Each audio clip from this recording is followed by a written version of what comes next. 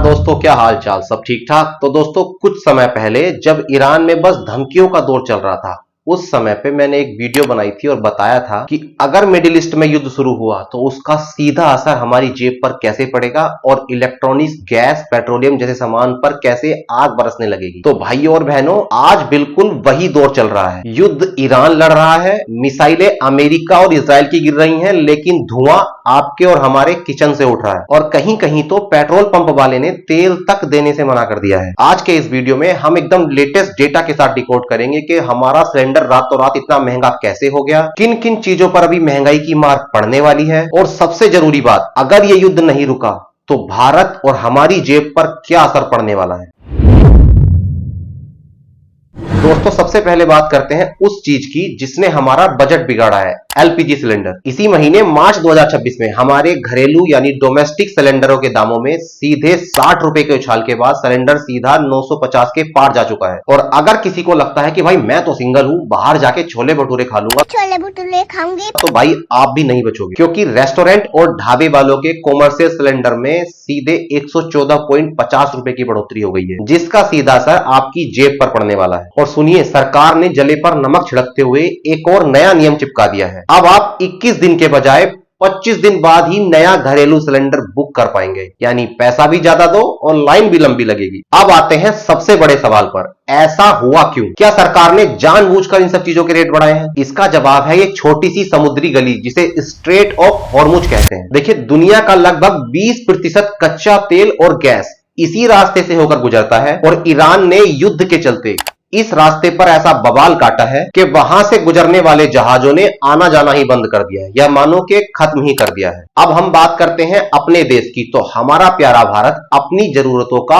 80% कच्चा तेल और 55 से 60% एलपीजी गैस बाहर से इंपोर्ट करता है, और हम अपने देश में मात्र अपनी जरूरत का 40% गैस ही निकाल पाते हैं। अब चूंकि माल पीछे से ही नहीं आ रहा है, जहाजों ने जाना बंद कर दिया है, इंश्योरेंस 3 गुना बढ़ गया है, तो डिलीवरी चार्ज तो बढ़ेगा ही ना। ग्लोबल मार्केट में गैस महंगी हुई तो यहां भी बिल फाड़ दिया गया। सरकार से पूछा गया तो उनका स्टैंड बिल्कुल क्लियर है। उनका कहना है कि भाई, इंटरनेशनल मार्केट में क्रूड ऑयल और शिपिंग कॉस्ट में आग लगी हुई है। हमने रसिया से तेल खरीदकर आपको बहुत समय तक महंगाई से बचाए रखा, लेकिन जब ग्लोबल मार्केट में ही कीमतें बढ़ गई हैं तो हम कितने समय तक सब्सिडी का बोझ और उठाते रहेंगे। और दोस्तों, धोखा मत खाइए, शिपिंग कॉस्ट बढ़ने से एलपीजी नहीं और कीमतों में भी बहुत उछाल आ रहा है। बाहर से आने वाला पाम ऑयल और सनफ्लावर ऑयल, ये सब महंगे हो चुके हैं, क्योंकि जब ट्रांसपोर्ट महंगा होता है तो दुकानों पर सामानों की कीमत 2 से 5 रुपए बढ़ ही जाती है। इलेक्ट्रॉनिक्स की सप्लाई चेन टूटने से उनकी चिप्स और पार्ट्स देरी से आ रहे हैं, जिस वजह से लैपटॉप, मोबाइल के दामों में भी उछाल देखा गया है। चलिए अब बात करते हैं अपने धुरंधर खिलाड़ियों की जो युद्ध में लड़ रहे हैं। ईरान ने चोड़ में आकर पंगा तो ले लिया, लेकिन उसकी इकोनॉमी वेंटिलेटर पर है।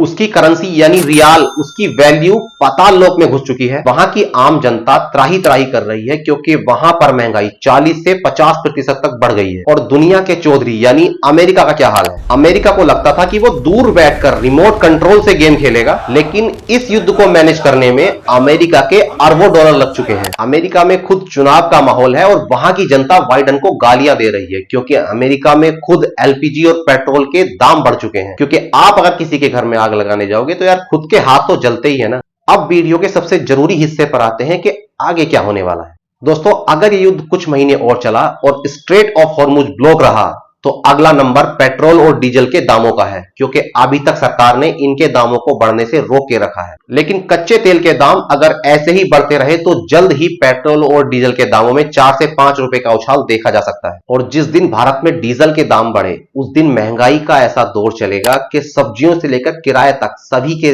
रेट आसमान छूने लगेंगे। ऐसे में आरबीआई महंगाई रोकने के लिए इंटरेस्ट रेट कम नहीं करेगा, बल्कि बढ़ा देगा, जिसका सीधा मतलब है कि आपकी कार की ईएमआई, होम लोन की ईएमआई सब महंगी हो जाएगी और इकोनॉमी की रफ्तार धीमी पड़ सकती है। तो दोस्तों, अगली बार अब अगर कोई कहे कि ईरान युद्ध से हमें क्या लेना देना, तो चुपचाप इस वीडियो को शेयर कर देना। वीडियो अच्छी लगी हो तो लाइक करना, और ऐसी ही धमाकेदार इंफॉर्मेशन डंके की चोट पर जानने के लिए चैनल को सब्सक्राइब करना ना भूलें। मिलते हैं नई धमाकेदार जानकारी के साथ, तब तक के लिए जय हिंद।